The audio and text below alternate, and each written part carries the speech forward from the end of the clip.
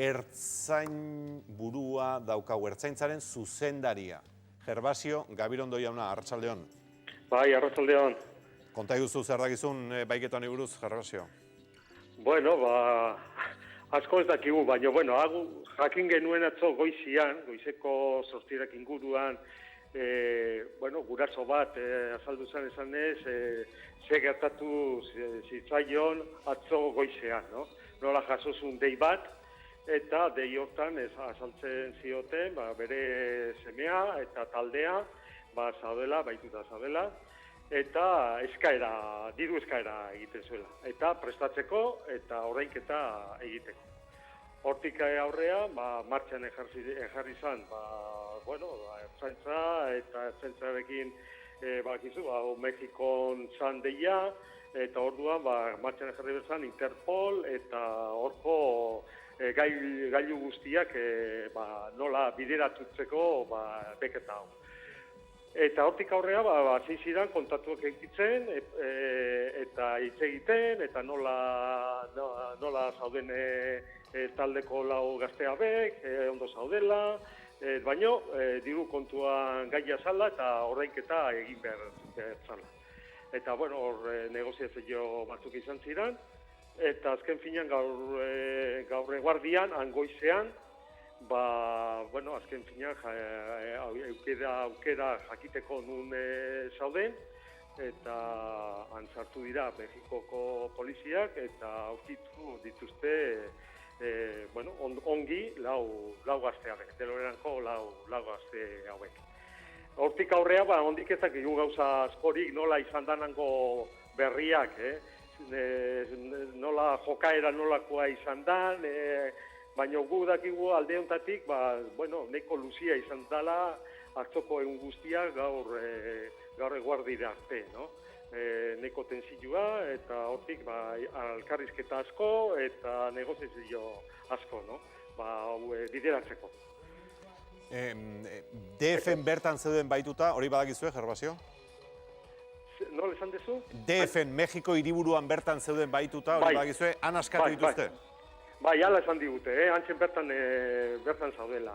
Eta, azken finean dakigunez izan litekela sekuestro virtual bat, no? Sekuestro virtual hau nahi du esan, daudela, esan diotela beraiei sekuestruta daudela, baino etzegoen kontrolarik gehiagi beraien buruz. Toki batien usten diote itxita, esaten diote baikilauta dagoela, baino ez dago inorre. Eta noizian behin azaltzen dira azalpen bat egiteko. Eta hori ematen diote, kasu honetan, lau gaztea behi, kontrolatuta daudela. Baina ez zegoen horrelako kontrolik.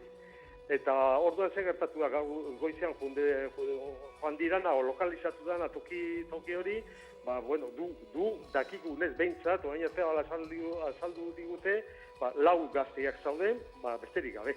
Eta beste inorrek ez zeon, no? Mexikoko poliziak atxilotu ditu, edo askatu ditu? Bai. Berak aurkitu dute tokia eta jakin dute nun zauden lau gazteabek. Gervasio Gabirondo, era honetako baiketak oso ohikoak dira, oso normalak dira, zuek daukazuen esperientzitik? Guretzat ez dira oso ezagunak. Hauek dirudienez, bakizu, Mexiko inguruan, horrelako, beak esaten dute, rapto, sekuestro estres, horrelakoak, zarrak dira, no? Eta modalidade berritzen dihoazte, no? Eta azkenengo garaietan, dirudienez, hau neko indarra hartzen nahi da horrelako modalidade hau. Eta azkenengo asteetan, izan dira, nekoak izan dira horrelakoak. Eta gainera, hemen, estatu mailako jendea ere, izan da tartian horrelakoak sufritu dutenak, no?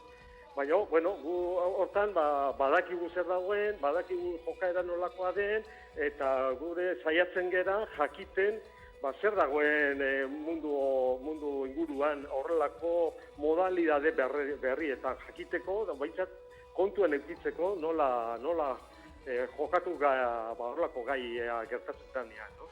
Eta Euskadin horrelakorik ez dugu izan, ze batzuetan aipatzen da, ez? Sekuestro espres txikiren bat edo, bakarren batek bizi izan ote duen. Bai, baino nik uste anedotikoak izan didala horrelakoak gertatu diranean, Eta ez dugula horrelako modalidadik hemen sufritu. Orain arte behintzat, eta nik uste, hemengo jokaera, hemengo herrien honen jokaera igual ez da horrelako erresa modalidade abek finkatzeko, no? Herri txikia da, bertako jendearen movimento asko dago, eta, eta presentziare asko dago, ziutasunko ertzaintzak, municipalak, eta ez da oso erresa hemen horrelako bat gertatzea, no? Erkiba, Gervasio Gabirondo, ertzaintzaren zuzendaria, oso estimatua gaur airean zuzenean gurekin hitz egin izan. Eskerrik asko eta ondo segi. Bale, zuri, mila esker, agur.